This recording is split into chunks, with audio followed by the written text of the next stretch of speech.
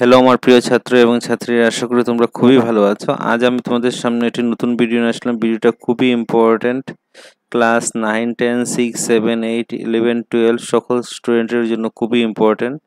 বাংলার রচনা অসমের বন্যা ও তার প্রতিকার পরীক্ষায় গিয়েই পাবে 100% and 200% common. Unit test, half yearly, pre test সব পরীক্ষার জন্যই কমন।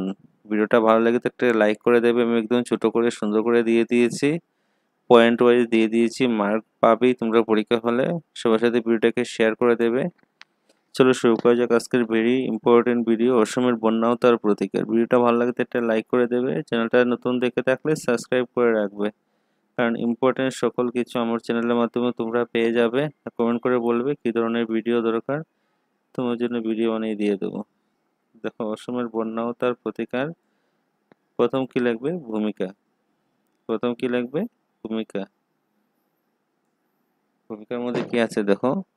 অসম ভারতের উত্তর পূর্বাঞ্চলে একটি প্রাকৃতিক সৌন্দর্যপূর্ণ ভরপুর রাজ্য হলেও প্রতি বছর বর্ষাকালে এখানকার মানুষকে বন্যা করালগ্রাস পড়তে হয়।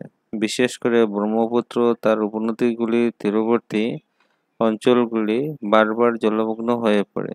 এতে অসমের মানুষ, পশু, ফসলের ব্যাপক ক্ষতি হয়। এটা হলো ভূমিকা। যেমন বন্যা হলে কি হবে, তোমরা সুন্দর করে বানিয়ে আরো লিখতে পারো। অসম বন্যা হলে কি হয়, এখানকার মানুষের বন্যার কোরাল গ্রাসে পড়তে হয়। মানে কি, জলের কোরাল গ্রাসে পড়তে হয়। বিশেষ করে ব্রহ্মপুত্র নদীর উপত্যকা বা বরাক নদীর উপত্যকায় প্রত্যেক বছর কি হয়, বন্যা হয়। তারপর বন্যার কারণ, 2 নম্বর পয়েন্ট কি, বন্যার কারণ। বন্যার কারণের মধ্যে 1 নম্বর পয়েন্ট হলো ভারী বৃষ্টিপাত। বন্যার কি কারণে হয়? প্রচুর বৃষ্টিপাত। কয়েকদিন আগে প্রচুর বৃষ্টিপাত হলো, তারপরে সব যে নদীর জল বেড়ে ফ্লাড হয়ে গেল। অসমের বর্ষাকালে অতিরিক্ত বৃষ্টি হয়, ফলে নদীসমূহ প্লাবিত হয় এবং উপচে পড়ে। নদীর উপরে জল এসে কি হয়, বন্যা হয়। তারপর নেক্সট পয়েন্ট, নদী পলিমাটি জমা হয়। নদীর কি, পলিমাটি জমা হয়। নদী যখন প্রচুর পরিমাণে জল হয় তখন পলি বয়ে নিয়ে আসে, এগুলো জমা হয়ে হয়ে কি হয়, নদীগুলি তলদেশে পড়ে জমা হয়ে, ফলে জলে যাওয়ার ক্ষমতা কমে যায়। নদীতে গভীরতা কমে যায়, তাহলে কি হবে, বন্যা হবেই হবে। নেক্সট দেখো, পাহাড়ি ঢাল। পাহাড়ি ঢালের প্রভাব। পাহাড়ি ঢালের প্রভাব মানে পাহাড়ি এলাকায় যদি বৃষ্টিপাত হয় তাহলে বন্যা হবেই হবে। অরুণাচল প্রদেশ, ভুটান থেকে আসা হঠাৎ পাহাড়ি ঢল অসমে নদীতে প্রবল জলস্রোতের সৃষ্টি করে। এখান থেকে বৃষ্টি হলে এখানে ফ্লাড হবেই হবে। তোমরা সবাই বলতে পারো যে বাইরে বৃষ্টি হয়েছে তার জন্য নদীর জল বেড়ে গেছে।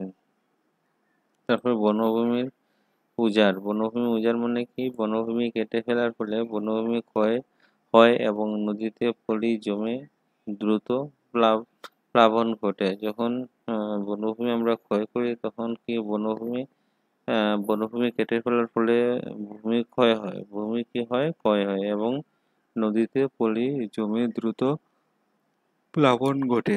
তারপর দেখো বন্যার ক্ষতিকর প্রভাব। বন্যার ক্ষতিকরে কি কি প্রভাব আছে, একটা পয়েন্ট, বন্যার ক্ষতিকর প্রভাব। পয়েন্টগুলো সুন্দর করে দিয়ে দেবে। প্রথমটা হলো মানুষের জীবন ও ঘরবাড়ি ধ্বংস হয়। বন্যার ফলে কি হয়, মানুষের ঘরবাড়ি পুরোপুরি ধ্বংস হয়ে যায়। এরপরে পয়েন্ট হলো ফসল, গবাদি পশু, রাস্তাঘাট ক্ষতি হয়। কি কি ক্ষতি হয়, ফসলের ক্ষতি হয়, রাস্তাঘাটের ক্ষতি হয়, রাস্তাঘাটের ক্ষতি হয়। তারপরে পানীয় জলের অভাব, রোগ বালাই দেখা দেয়। বিভিন্ন ধরনের পানীয় জল, যখন তোমরা ফ্লাডে পড়েছো কখনো, তখন কি হয়, পানীয় জল মানে খাওয়ার জল পাওয়া যায় না, আর বিভিন্ন রকম রোগ দেখা দেয় জল থেকে সৃষ্টি হয়ে। তারপরে দেখো শিক্ষা ও যোগাযোগ ব্যবস্থা বিপর্যস্ত হয়। শিক্ষা কি হয়, বিপর্যস্ত হয়। যোগাযোগ ব্যবস্থা কি হয়, পুরোপুরি বিপর্যস্ত হয়ে যায়। যোগাযোগ ব্যবস্থা, শিক্ষা পুরোপুরি কি হয়, বিপর্যস্ত হয়ে পড়ে। সেই জন্য বন্যার ফলে পুরোপুরি বিপর্যস্ত হয়ে পড়ে। নেক্সট পয়েন্ট দেখো, প্রতিমূলক প্রতিকারমূলক ব্যবস্থা। কি কি প্রতিকার ব্যবস্থা গ্রহণ করা যেতে পারে বন্যা হলে? কি কি প্রতিকার ব্যবস্থা? প্রথম পয়েন্ট হলো নদীর খনন ও বাঁধ নির্মাণ। কিভাবে তোমরা নদীর বন্যা থেকে মুক্তি পেতে পারি, নদীগুলির গভীরতা বাড়ানোর এবং পার বাঁধানো দরকার না। গভীরতা বাড়ানোর জন্য বিভিন্ন ধরনের মেশিন ব্যবহার করতে হবে এবং নদীর পাড়টা ভালোভাবে দিতে লাগবে। নদীর পাড়টা একটু উঁচা করে দিতে লাগবে, কারণ জল যখন বাড়বে তখন পাড়ের দিকে যেন না হয় জল। তারপরে বৃক্ষরোপণ ও বন সংরক্ষণ, বনভূমি পুনরুদ্ধার করে ভূমিক্ষয় রোধ করতে হবে। বনভূমিগুলো কি করতে লাগবে? পুনরুদ্ধার করে বনভূমি ভালোভাবে বনভূমিকে কীভাবে পুনরুদ্ধার করে ভূমিক্ষয় রোধ করতে হবে।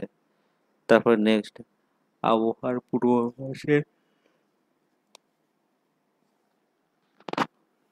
ব্যবস্থা উন্নয়ন। আবহাওয়ার পূর্বাভাসের ব্যবস্থা মানে আগে আগে কোন জায়গাতে বেশি বৃষ্টিপাত, কোন জায়গাতে কম বৃষ্টিপাত হবে এটা দেখতে লাগবে। কি বলেছে দেখো, বন্যার পূর্বাভাস দিয়ে মানুষকে সচেতন ও নিরাপদ স্থানে সরিয়ে নেওয়া, মানে যেখানে বিভিন্ন ধরনের স্কুল আছে, বিভিন্ন ত্রাণ কেন্দ্র আছে, এখানে নিয়ে যেতে হবে। তারপরে পুনর্নিবাস। ত্রাণ পুনর্নিবাস মানে সরকারি বেসরকারি উদ্যোগে ক্ষতিগ্রস্ত জন্য ত্রাণ, খাদ্য, বাসস্থান, চিকিৎসা নিশ্চিত করতে হবে। ত্রাণ মানে কি, ঘরের ব্যবস্থা করতে হবে, খানির ব্যবস্থা করতে হবে, বাসস্থানের ব্যবস্থা, চিকিৎসার ব্যবস্থা করতে হবে। তারপরে দেখো দীর্ঘমেয়াদী পরিকল্পনা। দীর্ঘমেয়াদী কি পরিকল্পনা করতে হবে? বন্যা নিয়ন্ত্রণের জন্য একটি সুসংহত ও দীর্ঘমেয়াদী পরিকল্পনা গ্রহণ করা জরুরি। দীর্ঘমেয়াদী একটা পরিকল্পনা গ্রহণ করতে হবে। লাস্ট হলো উপসংহার। উপসংহারের মধ্যে কি দেখবে? অসময়ে বন্যা একটি প্রাকৃতিক নির্ভর সমস্যা হলেও মানবিক প্রচেষ্টা ও সচেতনের পরিকল্পনার মাধ্যমে এর ক্ষতি অনেকটাই কমানো সম্ভব। সরকার, জনগণ ও স্বেচ্ছাসেবী সংস্থার সমন্বয়ে এই সমস্যা মোকাবিলা করলে অসমবাসীকে বন্যার ভয় থেকে অনেকটা মুক্ত করা যাবে। মানে অসময়ে বন্যা হলে কি করতে হবে? অসময়ে বন্যা একটি প্রাকৃতিক নির্ভর সমস্যা। প্রকৃতিতে বন্যা হবেই হবে, প্রত্যেক বছর বৃষ্টি হলেই বন্যা হবে। মানবিক প্রচেষ্টার সচেতনতা করতে হবে, পরিকল্পনার মাধ্যমে এর ক্ষতি অনেকটা কমানো সম্ভব। বিভিন্ন ধরনের পরিকল্পনার মাধ্যমে ক্ষতিটা কি করা যায়? কমানো যায়। সরকার, জনগণ ও স্বেচ্ছাসেবী সংস্থার সমন্বয়ে এই সমস্যা মোকাবেলা করলে অসমবাসী বন্যার ভয় থেকে অনেকটা অসমের মানুষ বন্যা থেকে অনেকটা কি হবে? মুক্তি পাবে। স্লোগান, একটা স্লোগান আছে, বন বাঁচাও, নদী পরিষ্কার রাখো, বন্যা রোধে এগিয়ে চলো। কি বলেছে দেখো, বন বাঁচাও, বনকে বাঁচাতে লাগবে, নদী পরিষ্কার করতে রাখতে লাগবে এবং বন্যা রোধে এগিয়ে যেতে হবে। এটা হলো তোমাদের অসমের বন্যা, খুব ছোট করে দিয়েছে। পরীক্ষাতে থাকবে মেট্রিক পরীক্ষাতে, 10-এর পরীক্ষাতে, 6-এর পরীক্ষাতে, 12-এর পরীক্ষাতে, যে কোনো পরীক্ষাতে অসমের বন্যাও তার প্রতিকার আসতে পারে। ভিডিওটা ভালো লাগে তাকে একটা লাইক করে দেবে, সবার সাথে ভিডিওটাকে শেয়ার করে দেবে। চ্যানেলটা নতুন থেকে